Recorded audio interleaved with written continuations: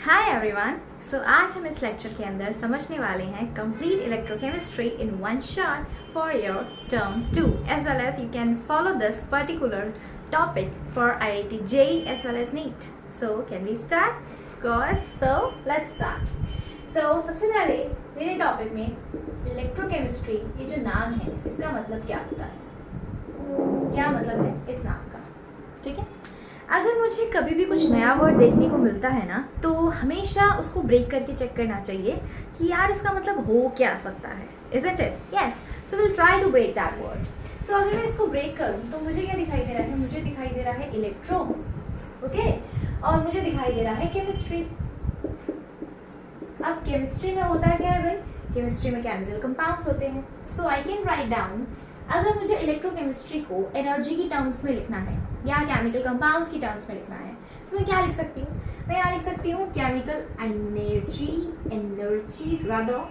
मैं और क्या लिख सकती हूँ, इसको लिख सकती हूँ मैं केमिकल कंपाउंड एज वेल। भाई देखिए क्या होने वाला है, केमिकल कंपाउंड के साथ पता तो होना चाहिए ना यार।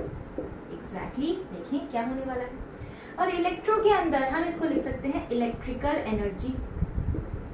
Yes, electrical energy.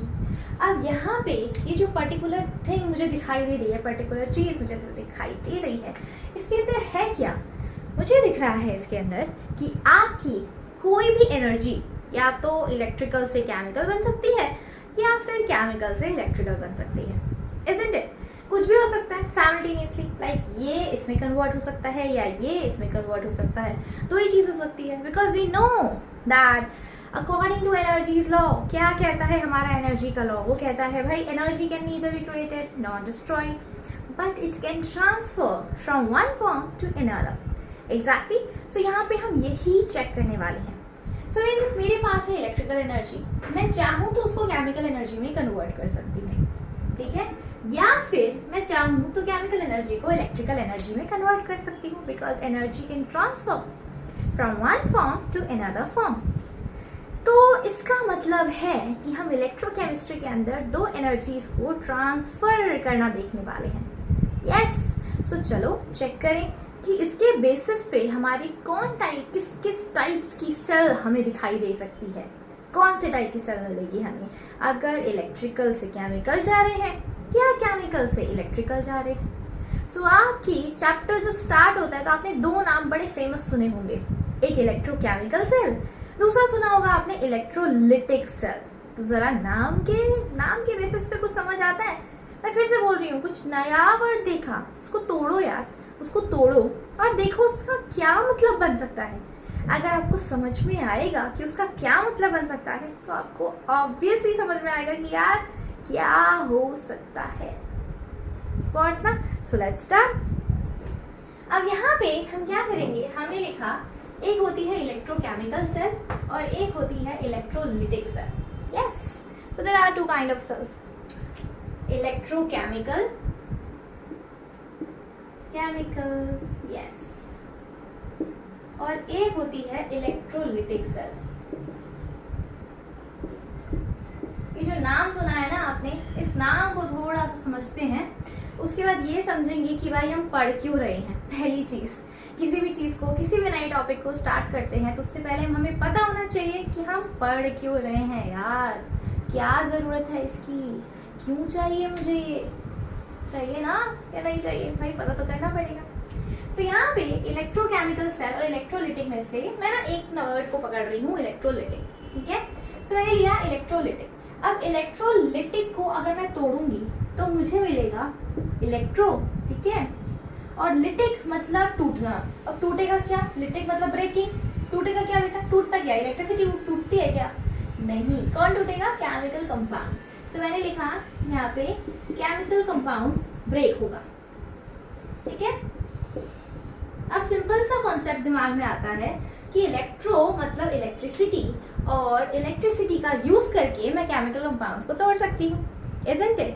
Of course, अगर मैं इलेक्ट्रिसिटी को यूज करूंगी तो मैं केमिकल कंपाउंड्स को तोड़ सकती हूँ। तो इलेक्ट्रोलिटिक सेल बेसिकली करती क्या है, वो आपकी इलेक्ट्रिकल एनर्जी को केमिकल एनर्जी में कन्वर्ट कर रही है। Isn't it? देखो आपका इलेक्ट्रिसिटी केमिकल कंपाउंड्स को तोड़ने में काम आ रहा है, सो आप कर क्या रहे हो, आप इलेक्ट्रिकल एनर्जी को केमिकल एनर्जी में कन्वर्ट कर रहे हो, ठीक है। और अगर मुझे ये चीज समझ में आ गई तो ऑफ कोर्स मुझे इलेक्ट्रोकेमिकल भी दिखाई दे रही है कि यहाँ पे मैं पक्का केमिकल से इलेक्ट्रिसिटी बना रही होंगी। सो ये क्या है आपकी पर्टिकुलरली, ये बनाता है केमिकल एनर्जी से इलेक्ट्रिकल एनर्जी, ठीक है, केमिकल एनर्जी से इलेक्ट्रिकल एनर्जी, ठीक है। सो यहाँ पे बेसिक क्राइटेरिया जो हमने देखा कि इलेक्ट्रोकेमिकल और ये जो हमारी इलेक्ट्रोलाइटिक सेल है, सबसे पहले इसको माइंड में क्लियर रखना है कि सेल से मेरा मतलब क्या है। अब मैं ये जानना चाहती हूँ कि ये नाम आया कहाँ से, हमें कैसे पता इलेक्ट्रोकेमिकल सेल जैसी कोई चीज हो सकती है। How do somebody able to know और able to understand the concept behind it, how somebody just able to recognize that word and just make a simple word electrochemistry, how, कैसे हुआ यार ये सब, ये तो पता करना जरूरी है ना, पता करते हैं, आओ पता करें। so just write it down guys so we can move further, 1 2 3 4, yes, write it down। so चलो देखते हैं, जिसने ये आइडिया लगाया कि इलेक्ट्रोकेमिस्ट्री जैसी भी कोई चीज होती है, वो इंसान ने आखिर देखा क्या था, क्या देखा था, कुछ तो देखा ही होगा। तो क्या देखा था, आओ देखिए उसने क्या देखा था। तो पता है साइंटिस्ट ने क्या किया, सिंपल एक एक्सपेरिमेंट किया। हमने लिया था एक बीकर, ठीक है, और इस बीकर के अंदर मैंने डाला हुआ है कॉपर सल्फेट। क्या डाला हुआ है, कॉपर सल्फेट। ये कॉपर सल्फेट बेसिकली बेटा ब्लू कलर का सोल्यूशन होता है, अगर आपने देखा हो तो, ठीक है। लैब जाते हो ना, लैब जाके देखा करो यार ये किस कलर का है, इससे क्या होगा, बस किसी को भी ना अच्छे से ऐसे स्मेल मत करने लग जाया करो, सिंपल चेक किया करो कि ये क्या चीज़ है यार, और दूर से मतलब हल्की सी फ्रेग्रेंस लिया करो कि इसकी खुशबू कैसी आती है, तो तुम्हें आइडिया लगेगा, चीज़ें समझ में आएंगी, है ना। तो यहाँ पे कॉपर सल्फेट होता है ब्लू कलर का, इसमें हमने डाली है जिंक की एक रॉड, नॉर्मल रॉड, जिंक की एक रॉड डाली है नॉर्मल। अभी मैं कुछ नहीं बता रही, रॉड, इलेक्ट्रोड, इलेक्ट्रोलिटिक कुछ नहीं, नॉर्मल है ये। जिंक की एक रॉड डाली, ठीक है, या जिंक का कोई भी मटेरियल डाल दिया, मैं सिर्फ रॉड नहीं कह रही, आप कुछ भी डाल दो, कोई फर्क नहीं पड़ता, ओके। यहाँ पे जिंक की रॉड डाली और मैंने कॉपर सल्फेट का सोल्यूशन लिया, ठीक है। अब पता है ऑब्जर्वेशन क्या हुआ, थोड़ी देर बाद जब हमने इस रिएक्शन को, हमने नॉर्मल जिंक का थोड़ा सा टुकड़ा लिया, उसको डाल दिया कॉपर सल्फेट के सोल्यूशन के अंदर, ओके। क्या हुआ, थोड़ी देर बाद हमने देखा दैट कलर, ब्लू कलर, जो ब्लू कलर था वो क्या हो रहा था, वो डिसअपियर होने लगा था, स्टार्ट्स डिसअपियरिंग। जो ब्लू कलर था वो डिसअपियर होने लगा था। सेकेंड पॉइंट हमने क्या नोट किया कि यहाँ पे ना एक ब्राउनिश ग्रीन कलर का, brownish green colour precipitate formation takes place, or I can say form, simple, let it clear. There is brownish color, green color precipitate form, ठीक है। तो यहाँ पे ब्राउनिश ग्रीन कलर का प्रेसिपिटेट बनने लगा, ठीक है। तीसरी ऑब्जर्वेशन हमने क्या देखी, ये जो वेट था ना, ये जो जिंक का वेट था, थोड़ी देर बाद जो मैंने देखा, पता है अगर मैं स्ट्रक्चर बनाऊं, after some time, after some time क्या हुआ था ना, इसी बीकर के अंदर यहाँ पे ग्रीन ग्रीन कलर का, ब्राउनिश ग्रीन कलर का, ब्राउनिश ग्रीन, ओके।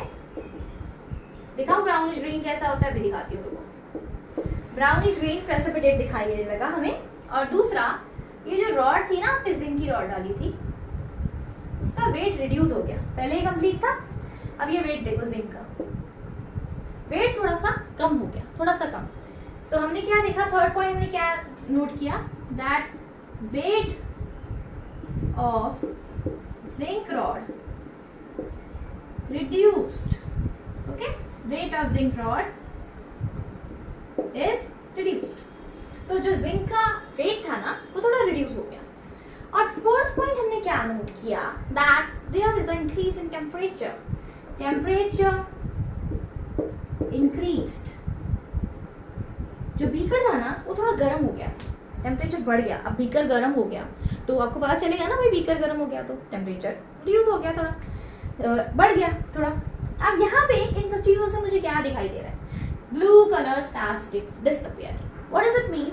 मैंने बोला जो ब्लू कलर होता है बेटा वो कॉपर सल्फेट का होता है।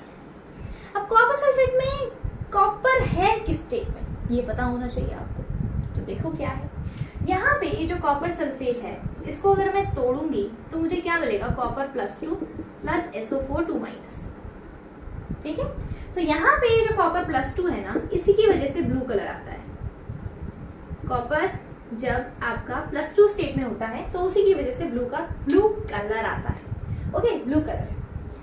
तो पक्का कॉपर +2 वाली फॉर्म्स जो है वो खत्म हो रही होंगी, disappearing, that was simple meaning. जिसकी वजह से कलर आ रहा है, अगर वो कलर ही जा रहा है तो ये खत्म हो रहा है। अब कोई चीज खत्म होती है तो उसको कहाँ लिखते हो बेटा, लेफ्ट साइड में कि राइट साइड में? ऑफ कोर्स लेफ्ट साइड में लिखते हो। So will write it down here that copper +2 is converted into what? अब किस में कन्वर्ट हो रहा है, क्या बन रहा है आपका, क्या बढ़ रहा है? That is precipitate, that greenish brown precipitate, brownish green, little. So what's that? That's a particularly color of a simple solid copper. Solid copper का कलर होता है brownish green. Okay? So that means यहाँ पे copper बन रहा था। अब बताओ कॉपर के +2 स्टेट से कॉपर की 0 स्टेट पे आने का क्या मतलब है? इसे क्या करना पड़ेगा? Of course यहाँ पे इसे इलेक्ट्रॉन को गेन करना पड़ेगा। यहाँ पे 2+ का चार्ज है, यहाँ पे अगर मैं +2- लिखूंगी, अगर मैं 2- लिखूंगी तभी ये 0 बनेगा, क्योंकि लेफ्ट और राइट इक्वल होने चाहिए बिल्कुल। जब भी आप इक्वेशन लिखते हो तो लेफ्ट और राइट को बैलेंसिंग करके चलते हो ना, तो यहाँ पे भी मुझे बैलेंसिंग करनी पड़ेगी। अगर मुझे कुछ समझ नहीं आ रहा तो मैं बैलेंसिंग करूंगी, सिंपल। सो यहाँ पे कॉपर +2 में है, अगर यहाँ पे मैं 2 इलेक्ट्रॉन ऐड करूंगी, 2 इलेक्ट्रॉन का मतलब समझते हो, 2 + 2-, how much it is? 0, and there is completely 0. So what does it mean? कि मेरी इक्वेशन तो बैलेंस हो गई और जो इसने मुझे बोला उसके अकॉर्डिंग मैंने इक्वेशन लिख भी दी, है कि नहीं? That blue color starts disappearing. Yes, I can see that. And the greenish brown precipitate or the brownish green precipitate start forming. So I can see that. Exactly, you can see that. Of course, we can see that. So next चीज, अब देखो यहाँ पे electron का gain होना क्या कहलाता है बेटा? रिडक्शन। इलेक्ट्रॉन का गेन होना क्या कहलाता है? Reduction, isn't it? Of course. So electron gain हो रहा है, that is my reduction. Clear है? ठीक है।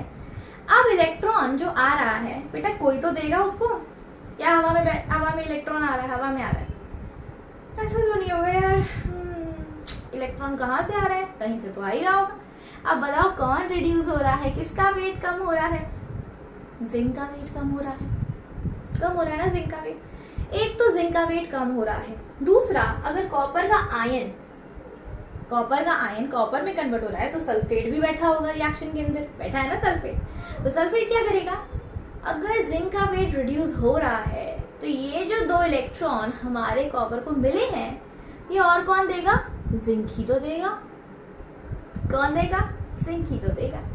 और जिंक जब सल्फेट के साथ कंबाइन करेगा तब जिंक कौन सी फॉर्म में आएगा? जरा बताओ, सोच के बताओ, नॉर्मल सी चीज है।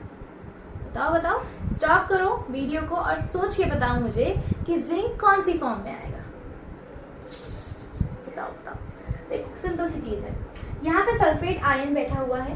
ओके, अगर सल्फेट का आयन यहाँ पे बैठा हुआ है तो पक्का इसको कोई ना कोई चाहिए फॉर इट्स स्टेबिलिटी, और वो कौन है? जिंक, और जो कि मुझे दिख भी रहा है।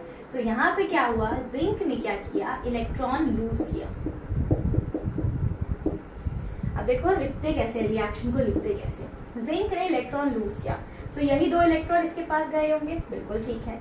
ये 2 + 2 - 0 and zinc here it is 0, solid state में था, तो ये क्या है? ऑक्सीडेशन। क्या है बेटा? ये ऑक्सीडेशन।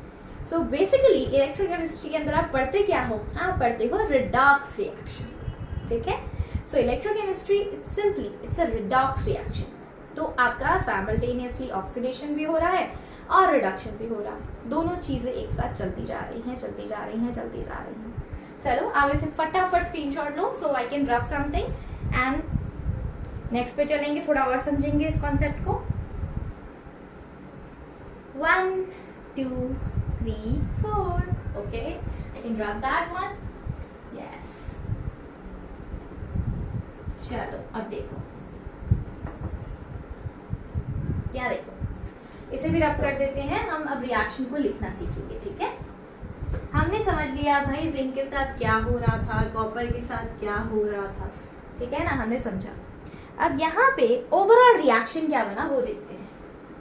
जब भी बेटा ओवरऑल केमिकल इक्वेशन या ओवरऑल केमिकल रिएक्शन लिखे जाते हैं तो हमेशा ध्यान रखा करो, उसे लिखने का सिंपल तरीका है आपके इलेक्ट्रॉन्स कैंसिल होने चाहिए, ठीक है, हमेशा याद रखना। अगर इलेक्ट्रॉन्स रिएक्शन में इन्वॉल्व हो रहे हैं that means your equation is not complete, so you have to complete your equation by deleting or by neglecting the electrons, और neglection means cut करो उसको, cut करो, खत्म करो इलेक्ट्रॉन को। so I can see clearly if I'm adding these two equations, अगर मैं इन दोनों इक्वेशन को ऐड कर दूंगी so 2 electrons will be cancelled out by the 2 1. yes, so here what will be the formation takes place, zinc plus copper 2 plus give rise to copper or zinc plus 2 and plus copper. This is it, isn't it? Yes. बहुत easy सी चीज थी।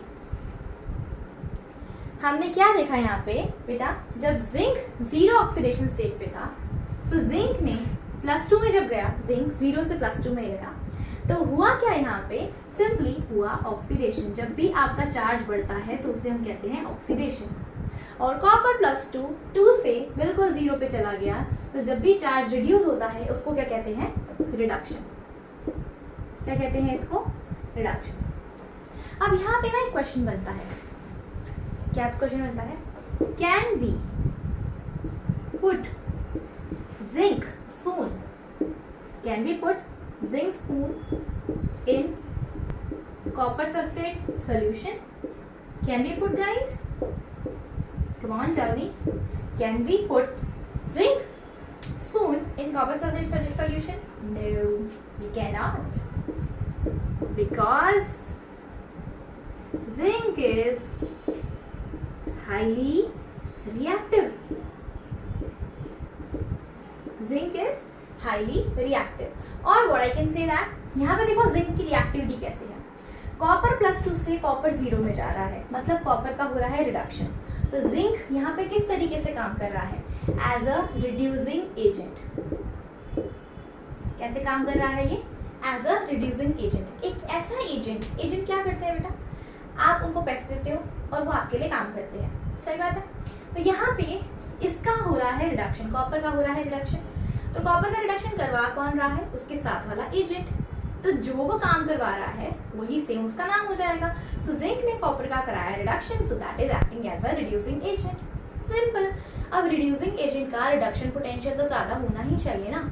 मैं reactive हूँ, अगर मेरा reduction, मेरी tendency reduction की ज्यादा है कि मैं सामने वाले को रिड्यूस कर सकती हूँ, मेरी रिड्यूसिंग पावर ज्यादा है, तभी तो मैं सामने वाले को कर पाऊंगी ना। तो पहले रिएक्शन समझा करो कि रिएक्शन हुआ क्या था उसके बीच में। ओके, सो यहाँ पे no, because zinc is highly reactive due to its high reducing power. Yes, इसकी रिड्यूसिंग पावर बहुत ज्यादा है,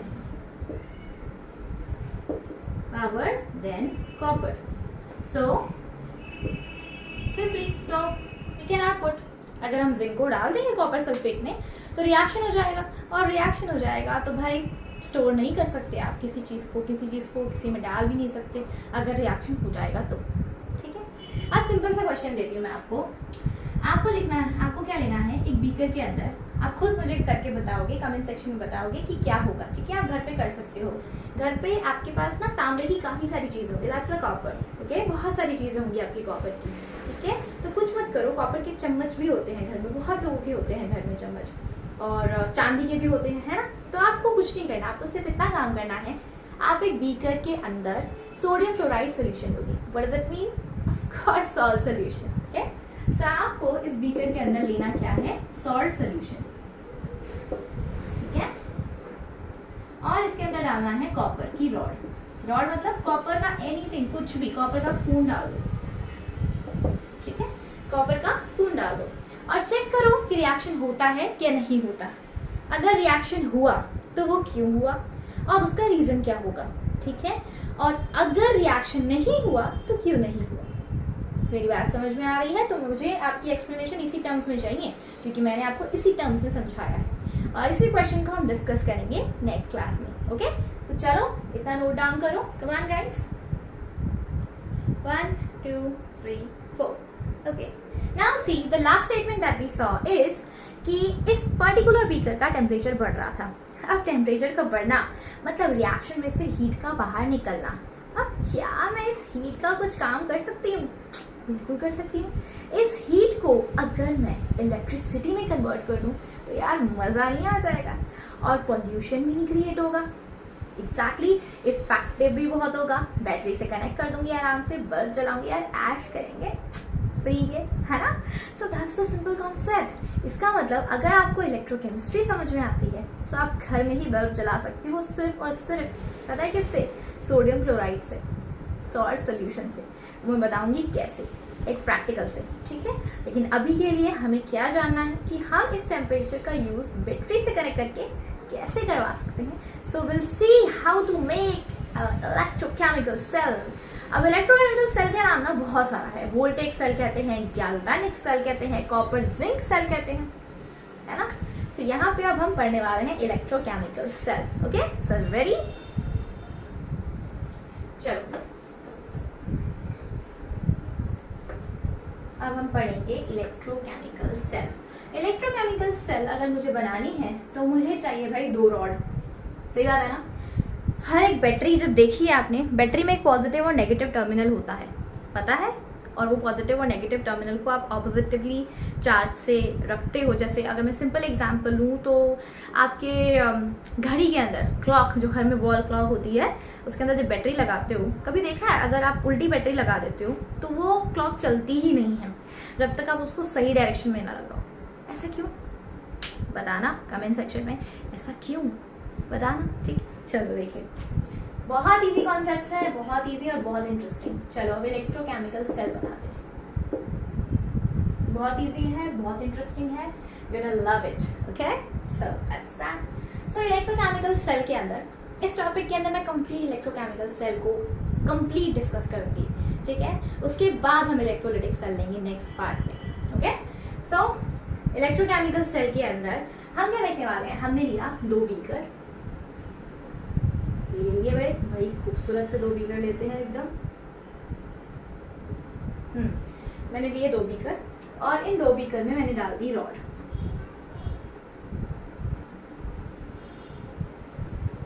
डाल दी, ठीक है। इधर मैंने डाला जिंक सल्फेट, और जिंक की ही रॉड ली है मैंने, और इधर मैंने डाला है कॉपर की रॉड, और डाला है मैंने कॉपर सल्फेट सोल्यूशन, ठीक है। और इन दोनों इलेक्ट्रोड्स को मैंने कनेक्ट कर दिया है बैटरी से और वोल्टेज से, ठीक है, ठीक है, वोल्टेज से कनेक्ट कर दिया। चलो अब हो क्या रहा है यहाँ पे, पता है मैंने क्या देखा? अभी तक हम देख रहे थे कि जिंक जो है वो इलेक्ट्रॉन लूज कर रहा है, और जो कॉपर का आयन है वो इलेक्ट्रॉन गेन कर रहा है। तो ऐसा ही कुछ तो यहाँ पे भी हो रहा होगा ना। तो चलो देखते हैं कैसा होता है। सबसे पहले इस रॉड को समझो कि ये रॉड होती क्या है, ठीक है।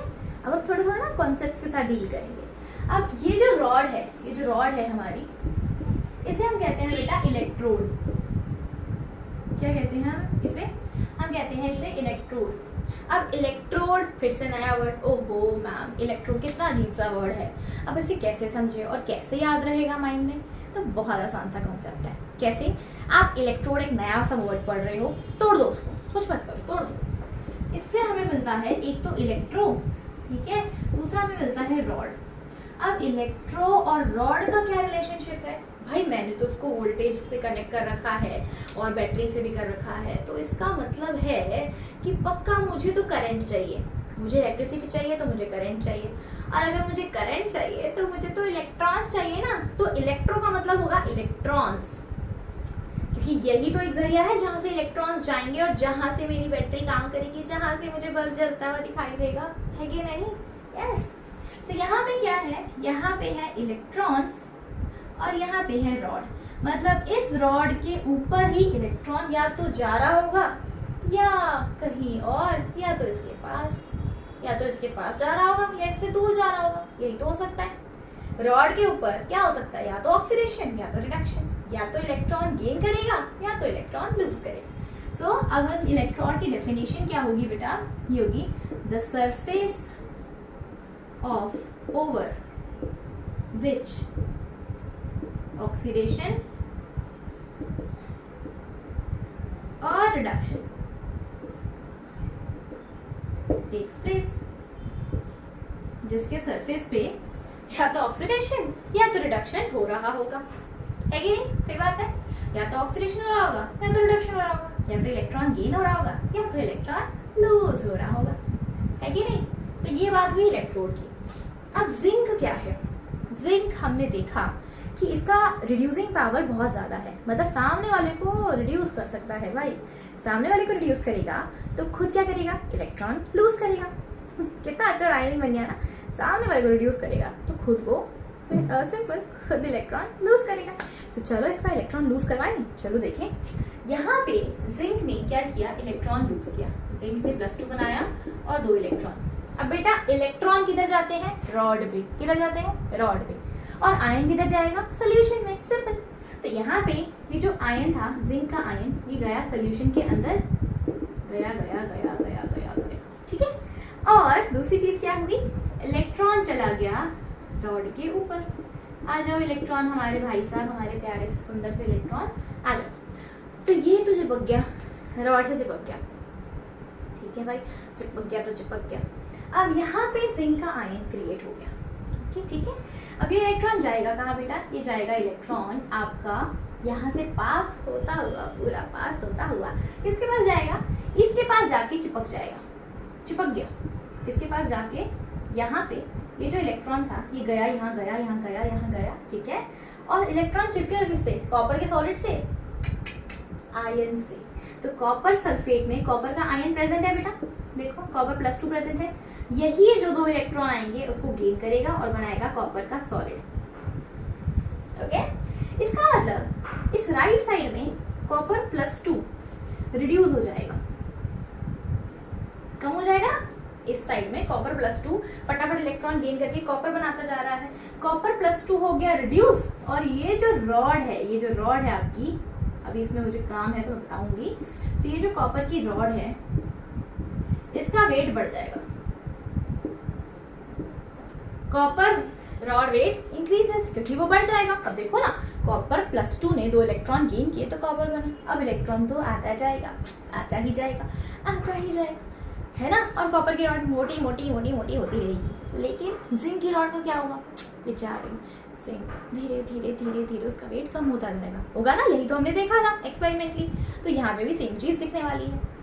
अब मैं तो चाहती हूँ यार मेरी बैटरी बड़े मजे से काम करे, मैं तो चाहती हूँ ना, मैं तो यही चाहती हूँ। क्योंकि पता है क्या होगा, अगर आपके जिंक के आयंस यहाँ पे रिलीज होते रहेंगे होते रहेंगे होते रहेंगे, तो यहाँ पे जिंक जो होगा आयन में बढ़ जाएगा, जिंक का आयन यहाँ पे बढ़ गया, जिंक का जो रॉड था उसका वेट रिड्यूस हो जाएगा। अब मैं अगर देखूं इस चीज को तो कुछ देर बाद तो सेल ही खत्म हो जाएगी मेरी, कुछ देर बाद कहाँ से इलेक्ट्रिसिटी मिलेगी, इलेक्ट्रॉन ही खत्म हो जाएगा यार, क्योंकि जिंक के आयंस इतने बढ़ जाएंगे। और जिंक की रॉड बोलेगी भाई मैं तो खत्म हो गई, अब मेरे पास इलेक्ट्रॉन तो बचा नहीं है, कहाँ से दूं, क्या करोगे तुम फिर, बताओ बताओ बताओ क्या करोगे। तो तुम्हें कुछ ऐसा करना पड़ेगा कि ये हम मतलब लाठी भी ना टूटे, मतलब कोई होती है ना कहावत सी, क्या होती है यार, जो भी होती है, मुझे याद नहीं आ रही। तुम मतलब क्या बोलूँ मैं, चलो आगे देखते हैं क्या होगा इसके अंदर। यहाँ पे सिंपल सी चीज़ है, मुझे जिंक के आयंस को भी न्यूट्रलाइज करना है। और यहाँ पे ये जो सल्फेट आपका कॉपर का आयन रिड्यूस हो रहा है और सल्फेट बढ़ता जा रहा है, सल्फेट एक टाइम ऐसा ये सल्फेट सल्फेट हो जाएगा, एक टाइम ऐसा ये zinc zinc zinc zinc zinc zinc हो जाएगा। तो मैं क्या चाहती हूँ यार ऐसा ना हो, तो इसीलिए हम लगाते हैं यहाँ पे सॉल्ट ब्रिज, इलेक्ट्रॉन्स को और अपने आयंस को न्यूट्रल बनाने के लिए, और न्यूट्रल बनाने के साथ अपनी सेल को कंटिन्यू करने के लिए। ओके चलो देखिए, यहाँ पे मैंने लगाई है सॉल्ट ब्रिज। क्या होता है बेटा, इस सॉल्ट ब्रिज के अंदर कोई भी हम इनर्ट इलेक्ट्रोलाइट लेते हैं, जैसे कि KCl। क्या लेते हैं हम, कोई भी inert electrolyte. Salt bridge is simply inert electrolyte jellified with agar agar solution. इसको हम जेलीफाई कर देते हैं। जेलीफाई पता है क्यों करते हैं, बताती हूँ भी जेलीफाई क्यों करते हैं। पहले तुम सिंपल समझो, सॉल्ट ब्रिज क्यों ली तुमने। सॉल्ट ब्रिज है क्या, that's a containing, it's a glass tube first of all, okay, glass tube containing, क्या containing भाई, क्या containing, KCl, inert electrolyte, okay, jellified with agar solution, agar simple, अगर ना आटे जैसा पाउडर होता है, पता है, जो इसकी ना मोबिलिटी को, मतलब कोई भी आयन है इधर से उधर भाग ना सके तो बचा के रखता है। अब देखो सिंपल सी चीज़ है, यहाँ जिंक बढ़ जाएगा तो जिंक चाहेगा ना इस ग्लास ट्यूब से निकल के इधर आ जाऊँ सल्फेट के पास एकदम भाई की तरह, लेकिन मैं नहीं चाहती ऐसा हो यार। अगर ऐसा हो जाएगा तो सेल डिस्टर्ब हो जाएगी, ठीक है। तो इसीलिए हम उसको अगर से जेलीफाई कर देते हैं ताकि आयंस इधर उधर डिफ्यूज ना हो पाए, ये आयन इधर ना चला जाए, ये आयन इधर ना चला जाए, we don't want that, okay. So हम इसको डिफ्यूजन से भी बचाते हैं। सो सॉल्ट ब्रिज देखो कितनी कमाल की चीज़ है। अब यहाँ पे KCl अगर आपने डाला, यहाँ पे जिंक के आयंस बढ़ रहे हैं तो क्या होगा, यहाँ पे Cl नेगेटिव चला जाएगा और जिंक को न्यूट्रलाइज करेगा, और यहाँ पे चला जाएगा K पॉजिटिव और सल्फेट को न्यूट्रलाइज करेगा। अब मजे की बात पता है क्या है कि यहाँ पे जिंक जब क्लोराइड के साथ कंबाइन करेगा ना, तो जिंक क्लोराइड की टेंडेंसी है कि वो जब भी जैसे ही आयनिक फॉर्म में रहते हैं तो जिंक क्लोराइड भी बनता रहता है और जिंक का आयन भी बढ़ता रहता है, दोनों इक्विलिब्रियम पे बने रहते हैं और हमारा काम बनता रहता है बिल्कुल आराम से, हमें इलेक्ट्रिसिटी मिलती रहती है, क्योंकि हम यार चाहते हैं हमें इलेक्ट्रिसिटी मिलेगा। तो जिंक क्लोराइड कहता है डोंट वरी बाबा रे बाबा, हम है ना, हम आपको जिंक टाइम टू टाइम पे देते रहेंगे, जब भी आपको जरूरत हो आप मांग लो, हम दे देंगे। तो ये तो फायदे की बात हुई ना हमारे, तो हम ऐसा ही इलेक्ट्रोलाइट कहते हैं, ठीक है। सो यहाँ पे बात हुई इलेक्ट्रोलाइट की कि सॉल्ट ब्रिज होती क्या है। अब सॉल्ट ब्रिज का सबसे पहला काम क्या है, मैं यहाँ पे नोट डाउन लिख रही हूँ बेटा, आप इसको जब तक स्क्रीनशॉट ले लो फटाफट, 1 2 3 गो। चलो अब यहाँ पे मैं फंक्शन लिख रही हूँ आपकी, जो करती है ये सॉल्ट ब्रिज काम क्या करती है। सबसे पहला काम तो भाई इलेक्ट्रिकल न्यूट्रलिटी को मेंटेन करना है ना। फंक्शन और I can say significance of salt bridge, क्या फंक्शन है भाई इसका। सबसे पहली चीज इट मेंटेन्स इलेक्ट्रो न्यूट्रलिटी,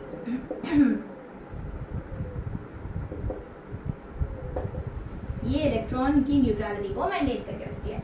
दूसरी चीज, अब अगर ये ना हो तो सर्किट भी तो कंप्लीट नहीं होगा ना, क्योंकि आयन तो डिफ्यूज होने लग जाएंगे। तो basically it completes the cell circuit, ठीक है, सेल के सर्किट को कंप्लीट कर देती है। तीसरी चीज क्या करेगी भाई ये, अब इसने सेल के सर्किट को कंप्लीट किया तो बेसिकली डिफ्यूजन नहीं हो पाएगा, so it prevents diffusion of ions।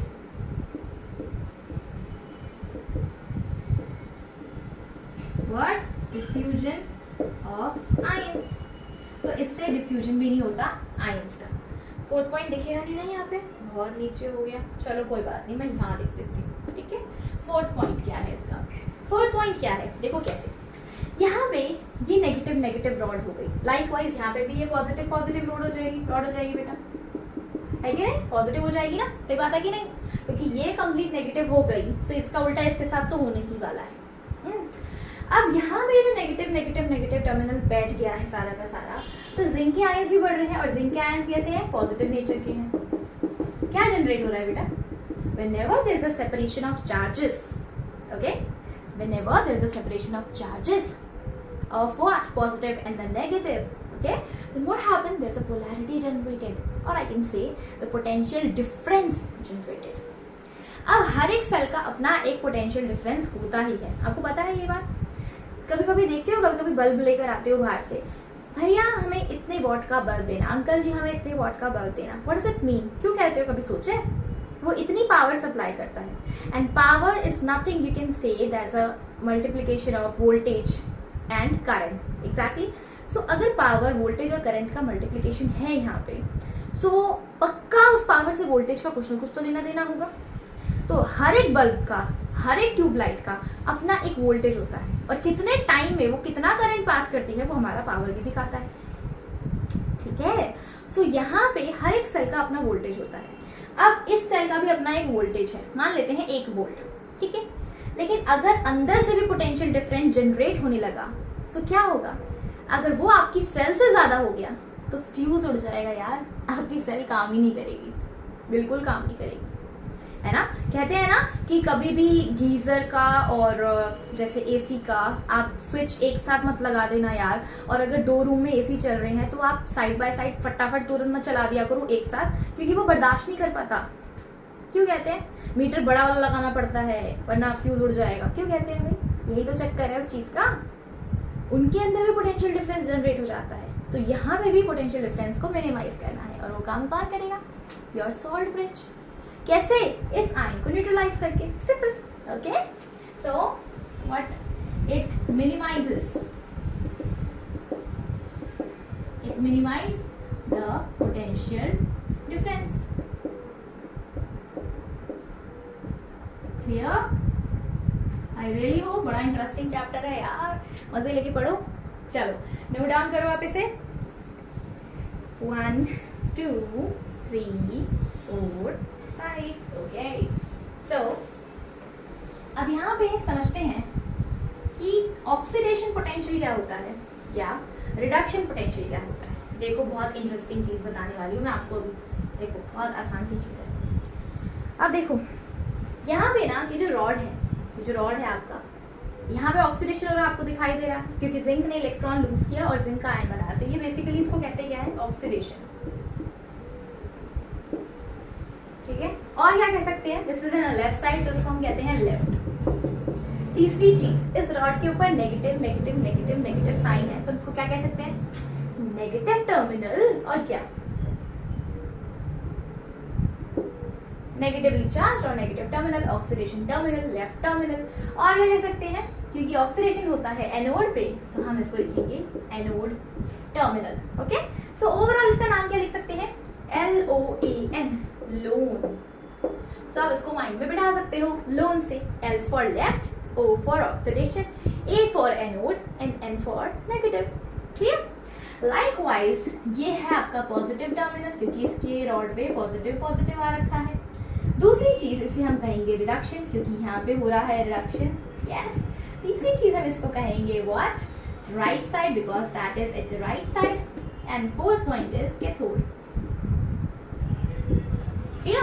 Fourth point क्या हुआ, कैथोड, ओके। सो ये हुई सिंपल सी बात। अब ऑक्सीडेशन पोटेंशियल क्या होता है या रिडक्शन पोटेंशियल क्या होता है। अभी अभी हमने क्या देखा कि यहाँ पे रॉड और उसके आयंस के बीच में, ओके, रॉड उस पर्टिकुलर एलिमेंट का रॉड एज वेल एज उसके ही आयन के बीच में जब पोटेंशियल डिफरेंस क्रिएट होता है, सो that is basically potential difference. अब ऑक्सीडेशन हो रहा है तो ऑक्सीडेशन पोटेंशियल, रिडक्शन हो रहा है तो reduction potential, simple, okay. The potential difference,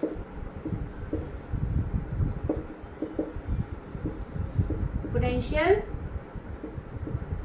difference between rod and its solution,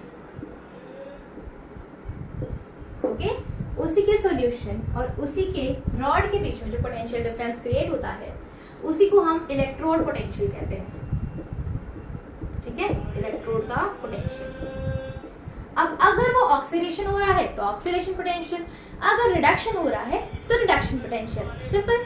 rod के ऊपर नेगेटिव साइन आएगा तो वो ऑक्सीडेशन है, रॉड के ऊपर पॉजिटिव साइन आएगा तो वो रिडक्शन है। So there you can find out there are 2 type of potential difference, electrode potential, one is oxidation, another one is reduction, clear, ठीक है। तो चलो इसे नोट डाउन करो, 1 2 3, okay. So I can drop that all of these things. चलो अब सीखते हैं सेल की इक्वेशन बनाना, तो मैंने आपको सिखा दिया है कि नहीं, सेल की इक्वेशन बनाना तो मैंने सिखाया आपको, सिखाया था ना, जो फर्स्ट केस लिया था उसमें सेल इक्वेशन बनाना सिखाया था। अब यहाँ पे अब अगर मुझे पूरे सेल का इलेक्ट्रोड पोटेंशियल चाहिए तो मैंने ऑक्सीडेशन हाफ का लिया, रिडक्शन हाफ का लिया। अगर मुझे पूरे सेल का इलेक्ट्रोड पोटेंशियल चाहिए तो वो क्या होगा, देखो क्या होगा। अगर मुझे पूरे सेल का इलेक्ट्रोड पोटेंशियल चाहिए, कंप्लीट सेल का, तो वो क्या होगा बेटा, आपका लेफ्ट साइड का ऑक्सीडेशन पोटेंशियल, ठीक है, E, हम इसको E से रिप्रेजेंट करते हैं, E ऑफ ऑक्सीडेशन, ठीक है, प्लस E ऑफ रिडक्शन, यही तो होगा कि इधर हो रहा था ऑक्सीडेशन तो इसका ऑक्सीडेशन पोटेंशियल, इधर हो रहा था रिडक्शन तो इसका रिडक्शन पोटेंशियल। अब पूरे सेल का निकालते हैं तो दोनों को ऐड ही करना पड़ता है कि नहीं। अब एक साइड कोई काम कर रहा है, कोई एक साइड काम कर रहा है, मैं चाहती हूँ पूरे काम का मुझे पता चले, तो दोनों को ऐड कर दो, बात खत्म। तो ऐड कर दिया मैंने। लेकिन आपकी बुक में ना एक टेबल दे रखी है, चाहे दुनिया की बड़ी से बड़ी बुक ले लो, वो क्या चाहते हैं बेटा कि आप कंफ्यूज ना हो जाओ किसी भी चीज को लेके। तो उन्होंने क्या किया, उन्होंने कन्वेंशनली आपकी पूरी टेबल के अंदर हर किसी एलिमेंट का रिडक्शन पोटेंशियल दे रखा है। क्या दे रखा है, रिडक्शन पोटेंशियल दे रखा है। क्या दे रखा है, रिडक्शन पोटेंशियल दे रखा है। सो अगर मैं इस ऑक्सीडेशन को रिडक्शन में कन्वर्ट करना चाहूँ तो मैं क्या करूंगी, सोचिए क्या करेंगे। चलो एक एग्जांपल लेके सोच के देखते हैं। देखिए, मैंने माना था कि जिंक जो है, जिंक का इलेक्ट्रॉन जा रहा है तो इसका हो रहा था ऑक्सीडेशन, यही हो रहा था बेटा, इसका ऑक्सीडेशन हो रहा था, बिल्कुल ठीक। अगर मैं इसका ई सेल लिखना चाहती हूँ तो मान लेती हूँ इसका जो ई सेल है, मान लेते हैं 1.37 वोल्ट है, मान लेते हैं, मान रहे हैं, ठीक है, बुक की लाइन वो पूरी नहीं ले रही हूँ, मान रहे हैं। अगर मैं इसी रिएक्शन को उल्टा कर दूं तो रिडक्शन नहीं हो जाएगा, इसी रिएक्शन को उल्टा कर दो तो इलेक्ट्रॉन गेन दिखाई देगा। सो मैंने इसको उल्टा कर दिया, इनवर्स कर दिया, इनवर्स, ओके। अगर आप इसी रिएक्शन को इनवर्स कर दोगे तो ये क्या हो जाएगा, ये हो जाएगा zinc plus two electron give rise to zinc. अब बेटा इसको उल्टा करोगे तो इसको भी तो उल्टा करना पड़ेगा ना।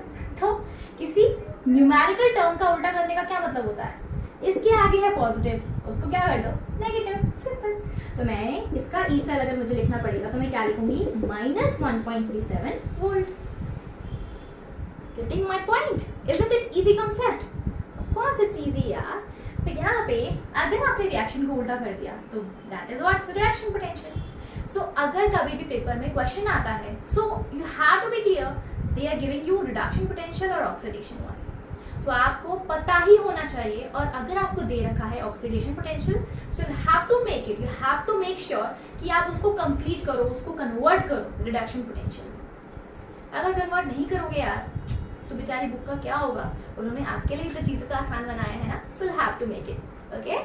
सो व्हाट आई कैन डू, मैं इस फॉर्मूले को और क्या लिख सकती हूँ, देखो मैं इस फॉर्मूले को सिंपली लिख सकती हूँ E of minus E of reduction of what, कौन सी साइड थी बेटा ये, लेफ्ट साइड, ठीक है, plus E of reduction potential of right side. So overall क्या हुआ मेरा, इलेक्ट्रिक पोटेंशियल पूरी सेल का क्या आएगा, E ऑफ कैथोड, और simply let's write it E of right minus E of left, और I can write it down E of cathode, right को आप क्या कह सकते हो, कैथोड, E ऑफ एनोड। देखो यहाँ से ये फॉर्मूले आ गए आपके पास कि आप पूरी सेल का इलेक्ट्रिक पोटेंशियल कैसे निकाल सकते हो।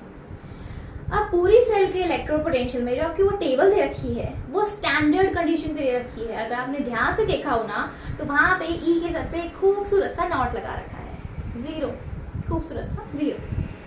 तो वो क्या है, वो क्यों है, किस लिए है, सोचने वाली बात है ना कि वहां पे हमने ई नॉट सेल क्यों लिखा हुआ है। हमने इसलिए लिखा हुआ है बेटा कि हर एक सेल की कॉन्सेंट्रेशन चेंज होती रहती है। अब मान लो मुझे निकालना है कि भाई मैंने सोडियम क्लोराइड के अंदर कॉपर डाला और मैं पता करना चाहती हूँ कि भाई किसका रिडक्शन पोटेंशियल कितना आया। अब तुमने स्पेसिफाई तो किया नहीं है, तुमने स्पेसिफाई किया क्या कि कॉपर तुम 1 मोल डाल रहे हो, तुमने स्पेसिफाई किया तुम कॉपर 1 मोलर डाल रहे हो, नहीं। लेकिन अगर तुमने उसे स्पेसिफाई कर दिया तो तुम उसका स्टैंडर्ड कंडीशन में इलेक्ट्रिक पोटेंशियल निकाल सकते हो। किसी चीज को स्टैंडर्डाइज करना और उसको स्टैंडर्ड फॉर्म में निकालना वो जरूरी होता है। पता है क्यों? जब भी आप, मैं सिंपल सी बात बोलती हूँ, सिंपल सी बात, एकदम सिंपल कॉन्सेप्ट। देखो, आप पेन खरीदने जा रहे हो शॉप के पास, ऑफकोर्स शॉप पे जा रहे हो, पेन खरीदने जा रहे हो। अब आपको ना 10 पेन चाहिए, आपको चाहिए 10 पेन। आपकी शॉपकीपर ने कहा भाई 100 रुपीज़ लगेंगे। तो आपने बोला क्यों? तो उसने आपको स्पेसिफाई किया कि for 1 pen the cost of 1 pen is ₹10, so for 10 it is completely 100। सो मुझे एक चीज की स्पेसिफिकेशन हमेशा करनी पड़ती है कि भाई इस पेन की वैल्यू इतनी है, ये वाला पेन जो है वो इतने ₹, का है, ये वाला पेन जो है ₹5 का है, ये वाला पेन जो है 10 का है, ये 25 का है, ये 30 का है, आजकल तो 100 वाले भी आते हैं यार, है ना। सो ये कॉन्सेप्ट है। जब भी आप किसी चीज को स्टैंडर्डाइज करोगे तभी आप चेंज करके उसकी वैल्यूज को कुछ ना कुछ चेंज करके उसके साथ यूज करके वैल्यूज निकाल सकते हो। जब तक मुझे एक पेन का कॉस्ट नहीं पता होगा मैं 10 पेन का कभी नहीं निकाल पाऊंगी। सो मैं क्या करूंगी, मैं हमेशा अगर मुझे पोटेंशियल जनरेट, मुझे देखना है कि इलेक्ट्रिक पोटेंशियल कितना होता है किसी पर्टिकुलर एलिमेंट का, तो मैं क्या करूंगी, उसकी कॉन्सेंट्रेशन 1 कर दूंगी, टेम्परेचर रूम कर दूंगी, ठीक है, प्रेशर 1 atm कर दूंगी। सो अगर मुझे वो पता चल गया तो मुझे पता नहीं चल जाएगा कि 2 मोलर के लिए कितना आएगा, 3 के लिए कितना आएगा, 4 के लिए कितना आएगा, 5 के लिए कितना आएगा। सही कह रही हूँ ना। तो हर चीज के लिए एक की वैल्यू निकालनी पड़ती है। So will have to standardise that. Okay, तो चलो स्टैंडर्ड पता करते हैं। सो यहाँ पे E0 क्या होता है, E0 सेल क्या होता है बेटा, बहुत इजी सा कॉन्सेप्ट है। E0 सेल क्या होता है, electrode potential, that is your electrode potential of a cell at standard of a cell at pressure 1 atm, concentration 1 molar, okay, and temperature is 298 Kelvin और 25 डिग्री सेल्सियस। समझ में आ रहा है। अब रूम टेम्परेचर रखोगे, प्रेशर 1 atm रखोगे, concentration 1 molar रखोगे, तो आप उसका स्टैंडर्ड इलेक्ट्रोड पोटेंशियल निकाल सकते हो। स्टैंडर्ड निकल गया, फिर तो यार आसान है, चेंज करो कॉन्सेंट्रेशन को और निकालो आंसर। सिंपल। ओके, एक के लिए पता चलेगा तो 2 के लिए नहीं पता चल सकता, पता चल सकता है यार, क्यों नहीं पता चल सकता। ओके, तो चलो देखें। अब यहाँ पे अगर मुझे E0 सेल, पूरे सेल का लिखना पड़ेगा, तो मैं क्या लिखूंगी बेटा, E0 of cathode minus E0 of anode. Clear, ये आ गया आपका सिंपल फॉर्मूला यहाँ से, और आप इसे यूज करके बहुत सारे आंसर्स निकाल सकते हो। नोट डाउन करो बेटा। इससे रिलेटेड हम एक क्वेश्चन करते हैं ताकि आपको चीजें क्लियर हो जाएं, ठीक है, आपको समझ में आए कि E0 कैथोड कैसे लिखा हुआ आएगा, एनोड कैसे लिखा हुआ आएगा। तो चलो देखिए। अब जैसे कि मैंने क्या किया, अब हम सेल की इक्वेशन से सेल की रिप्रेजेंटेशन भी बनाना सीखेंगे और वहीं से E0 सेल भी निकालेंगे। ओके, एक तीर से 2 या 3 कंप्लीट निशानी लगाएंगे। चलो आओ देखिए। यहाँ पे मैंने लिया सिंपल वही एग्जाम्पल ले रही हूँ, जिंक है, कॉपर +2 है, जिंक का आयन बना और कॉपर बना, ठीक है, सिंपल है। मैंने एक रिएक्शन ले रखा है, टेढ़ा सा हो रहा है ना, थोड़ा सा इसे ठीक करते हैं। चलो, अब मैंने ये रिएक्शन लिया, ओके। अब इसका सेल रिप्रेजेंटेशन लिखेंगे। सेल रिप्रेजेंटेशन लिखते कैसे हैं बेटा, बहुत आसान सी टेक्निक बताती हूँ, रटने की कोई जरूरत नहीं है। सेल को रिप्रेजेंट कैसे करते हैं, मुझे दिखता गया है, हर चीज मैं सामने से दिखूंगी, तो ये है मेरी आंखें इधर से, ओए ओए ओए, क्या बात है, आंखें खूबसूरत है ना, ऐसा लग रहा है कुछ और ही है, आंखें ये, ठीक है। अब तुम्हें लग रहा होगा ये वही आंखें, ठीक है। अब तुम इधर से देख रहे हो, तो तुम्हें क्या दिखता है इधर साइड से, पहले लेफ्ट साइड दिखाई देगी, पहले लेफ्ट साइड दिखाई देगी, तो पहले लेफ्ट, और लेफ्ट में क्या आता है, ऑक्सीडेशन। तो चलो, लेफ्ट में कौन है, जिंक है, तो पहले हम ऑक्सीडेशन लिखते हैं। तो सेल रिप्रेजेंटेशन के लिए पहले लिखते हैं हम ऑक्सीडेशन, ठीक है। उसके दोनों के बीच में क्या आ रही थी, सॉल्ट की ब्रिज, तो सॉल्ट ब्रिज, और उसके बाद लिखते हैं रिडक्शन, है कि नहीं ऐसा। इधर से आंखें दिख रही हैं हमें, भाई हम इधर से देख रहे हैं, तो ये ऑक्सीडेशन लिखेंगे, फिर सॉल्ट ब्रिज, फिर रिडक्शन। तो चलो लिख के देखें। ऑक्सीडेशन में जिंक है लेफ्ट साइड पे, पहले क्या लिखेंगे, जिंक स्लैश जिंक का क्या हुआ है, ऑक्सीडेशन, तो जिंक +2। अब एक और चीज, जिंक कैसा है बेटा, सॉलिड, स्पेसिफाई करो, ठीक है, स्लैश जिंक +2, जिंक +2 कैसा है बेटा, एक्वस, स्पेसिफाई करो। और कॉन्सेंट्रेशन कितनी दे रखी है, डिपेंड करती है, जैसे कि मान लो मैंने यहाँ पे 1 मोलर ले लिया और यहाँ पे भी इसका 1 मोलर ले लिया, स्टैंडर्ड ले रही हूँ मैं, ठीक है, don't worry, standard 1 molar 1 molar, okay. So यहाँ पे मैंने ले ली 1 मोलर की कॉन्सेंट्रेशन, स्पेसिफाई करेंगे, सॉल्ट ब्रिज, ओके। फिर लेफ्ट में कौन है, कॉपर +2, रिडक्शन है ना, कॉपर +2, एक्वस, यस, और 1 मोलर भी इसका लेना है, फिर स्लैश और कॉपर इधर आ गया सॉलिड। सो देखो ये क्या बना हमारी cell representation. Isn't it easy? A lot? बहुत आसान है, इससे ज़्यादा आसान और क्या होगा, ठीक है। तो ये बहुत आसान है। आई रियली होप आपको समझ में आ रहा है, और अगर समझ में आ रहा है तो यार शेयर करो ना वीडियोस को। अगर आप शेयर करोगे, व्यूज़ आते हैं, तो मुझे भी अच्छा लगता है कि बहुत बच्चों को मेरी बातें समझ में आ रही हैं, और जितनी आपको समझ में आएंगी उतना ही मेरा मन करेगा कि मैं बहुत सारी वीडियोस बनाऊँ आपके लिए, और बहुत बेसिक कॉन्सेप्ट्स को मैं क्लियर करूँगी आपकी, डोंट वरी, ठीक है। लेकिन उसके लिए मुझे आपका भी सपोर्ट चाहिए। चलो, जिंक से जिंक +2 और कॉपर +2 से copper, that is my cell representation. तो ये सिंपल तरीका है सेल को रिप्रेजेंट करने का, ओके। तो चलो अब ई नॉट सेल का पता लगाते हैं कि क्या है ई नॉट सेल। आ जाओ, इरेज कर दो इसे। 1 2 3।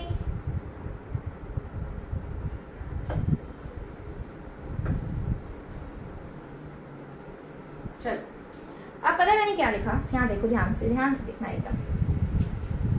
ये रहा जिंक से जिंक +2 ऐसे लिखा हुआ है। ई नॉट आपको बोलेगा जिंक से जिंक +2 का ई नॉट दे रखा है -1.39 वोल्ट, ठीक है। और एक दे रखा होगा आपको ई नॉट कॉपर +2 से कॉपर का, ये दे रखा है आपको नॉर्मली 1.02 वोल्ट। देखो ध्यान से देखो, बहुत आसान सी चीज़ है। अब मैंने बोला आपको अगर पूरे सेल का इलेक्ट्रो पोटेंशियल निकालना है स्टैंडर्ड कंडीशन पे, तो पूरे सेल का इलेक्ट्रो पोटेंशियल मैंने लिखा, E not cell is nothing but E not of cathode minus E not of anode. अब आपको कैथोड नजर आ रहा है बेटा, आपका दिख रहा है कैथोड कौन होता है, राइट साइड। और राइट साइड में कौन है भाई, कॉपर है कि नहीं कॉपर। कैथोड ये है ना, इसी का रिडक्शन हो रहा है। किसका हो रहा है रिडक्शन, कॉपर का। सो इधर आना चाहिए कॉपर, तो मैं इसको क्या लिख सकती हूँ, मैं लिख सकती हूँ ई नॉट ऑफ कॉपर +2 से कॉपर, क्योंकि मुझे रिडक्शन लेना है। सो 2 से 0 पे चार्ज डिक्रीज होना चाहिए, और ई नॉट ऑफ जिंक +2 से जिंक, इसका भी चार्ज रिड्यूस होना चाहिए, तभी तो रिडक्शन पोटेंशियल होगा ना दोनों का। अब मुझे दे क्या रखा है, अब हम वो देखेंगे, ठीक है। मुझे दे क्या रखा है, मुझे दे रखा है कॉपर +2 से कॉपर, बिल्कुल ठीक है भाई, कॉपर +2 से कॉपर दे रखा है। सो 1.02 वोल्ट, क्लियर, 1.02 वोल्ट दे रखा है।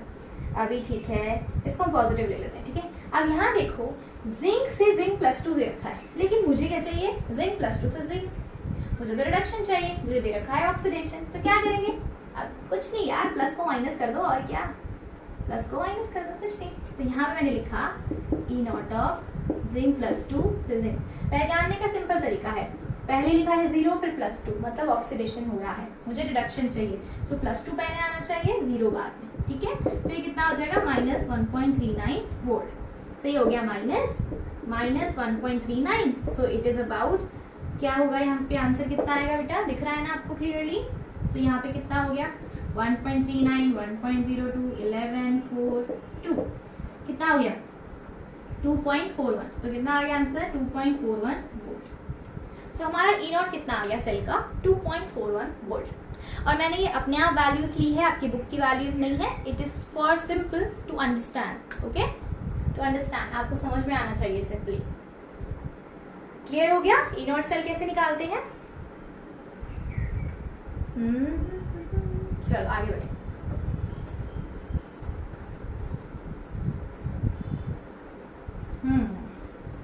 अब हमें ई नॉट सेल समझ में आ गया, बिल्कुल आ गया। अब मैं बात करती हूँ बेटा, अगर आपको क्या निकालना हो, स्पॉन्टेनिटी रिएक्शन की, रिएक्शन होगा या नहीं होगा, होगा या नहीं होगा। अगर नहीं होगा तो क्या करें यार, कुछ तो चेंज करना पड़ेगा ना कि वो हो जाए। सो आपका ई नॉट सेल आपको ये भी बताता है कि रिएक्शन होगा या नहीं होगा।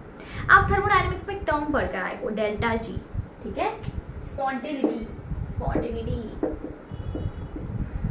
स्पॉन्टेनिटी और विजिबिलिटी,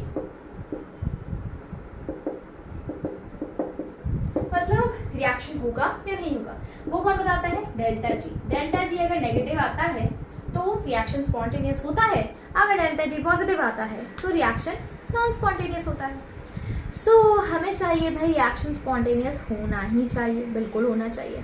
सो हम क्या करें डेल्टा जी और ई नॉट के बीच में रिलेशनशिप निकालेंगे। मैं डेल्टा जी नॉट ले रही हूँ, ठीक है, डेल्टा जी नॉट, क्योंकि मैं स्टैंडर्ड कंडीशन में बात कर रही हूँ। सो नॉट, सो यहाँ पे डेल्टा जी नॉट और ई नॉट के बीच में रिलेशनशिप क्या है, चलो देखिए।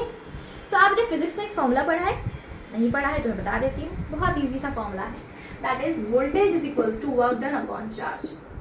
पढ़ा होगा, voltage is nothing but the work done upon charge. और वर्क डन क्या होता है बेटा, that's simply change in energy, और डेल्टा जी क्या है, चेंज इन एनर्जी। सो मैं वर्क डन को क्या लिख सकती हूँ, मैं लिख सकती हूँ डेल्टा जी अपॉन क्यू, ठीक है, डेल्टा जी अपॉन क्यू, ठीक है। और वोल्टेज को क्या लिख सकती हूँ, मैं वोल्टेज को लिख सकती हूँ ई नॉट ऑफ सेल। लिख सकती हूँ कि नहीं लिख सकती हूँ, बताओ, लिख सकती हूँ ना। वोल्टेज मेरी पर्टिकुलर इलेक्ट्रोड में इलेक्ट्रोड पोटेंशियल है और वोल्टेज वही है, पोटेंशियल डिफरेंस, तो मैं इसको ई नॉट से लिख रही हूँ। स्टैंडर्ड कंडीशन पे बात कर रहे हैं हम, ठीक है भाई, लिख दिया मैंने। अब इस चार्ज का क्या करें, चार्ज का क्या लेना देना है यहाँ पे। अब हमें याद आया यार, इलेक्ट्रिसिटी जनरेट करवाई तो वहाँ पे कौन भाग रहा था, इलेक्ट्रॉन्स भाग रहे थे। तो चार्ज का रिलेशनशिप कहीं ना कहीं निकलेगा इलेक्ट्रॉन से। तो चलो चार्ज पता करते हैं कि एक मोल पे, पहले तो एक इलेक्ट्रॉन पे कितना चार्ज होता है, चलो देखिए। चार्ज ऑन वन इलेक्ट्रॉन, एक इलेक्ट्रॉन पे चार्ज कितना होता है बेटा, वो होता है 1.6 × 10⁻⁻19 कूलम। और अगर एक मोल में निकालना हो तो 1 mole charge on 1 mole of electron. अब बताओ 1 मोल में कितने इलेक्ट्रॉन्स होते हैं, 6.023 × 10⁻23। Yes, so write it down, 6.023 × 10⁻23. So you'll have to multiply ना, एक इलेक्ट्रॉन पे इतना चार्ज, तो 10 पे कितना, इतने पे कितना, तो ये multiply 1.6 × 10⁻19, so that is approximately आता है आपका आंसर 96500 कूलम। मतलब एक मोल इलेक्ट्रॉन पे चार्ज कितना आता है, 96500 कूलम। कितना आता है, 96500 कूलम। इसी को हम कहते हैं Faraday.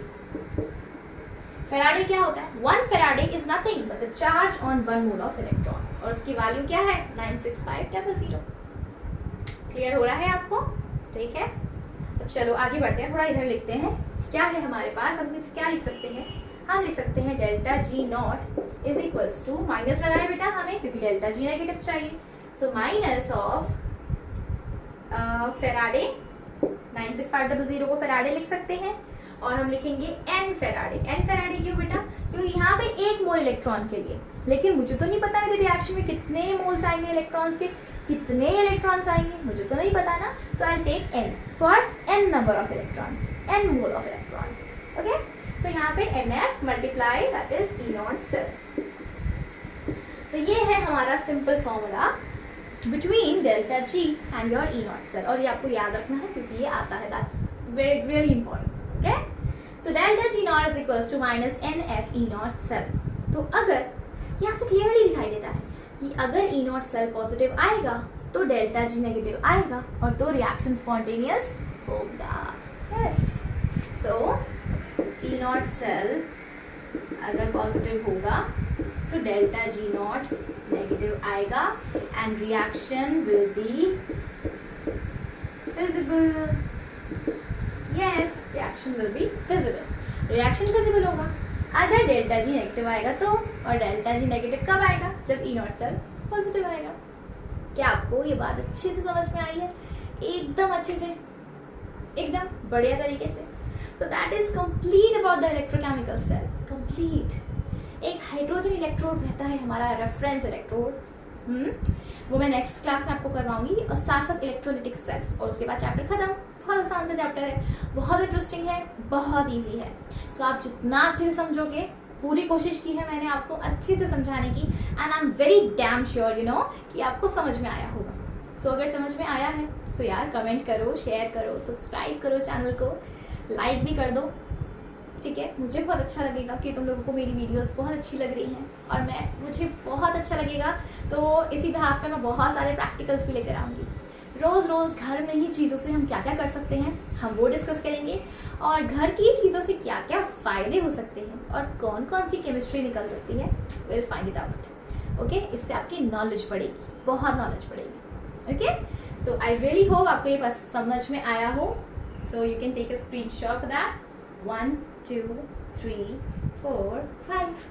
Okay guys, so I really hope आपको अच्छे से समझ में आया होगा इलेक्ट्रोकेमिकल सेल कंप्लीट। हमने सेल रिप्रेजेंटेशन करना सीख लिया, सेल इक्वेशन बनाना सीख लिया, उसके साथ साथ हमने ये भी सीखा कि हम E0 सेल कैसे निकालते हैं, फिजिबिलिटी कैसे चेक करते हैं, कोई रिएक्शन होगा या नहीं होगा ये कैसे पता चलेगा। सो आपको ये बात अच्छे से समझ में आई होगी। So will see you in the next video. Bye bye.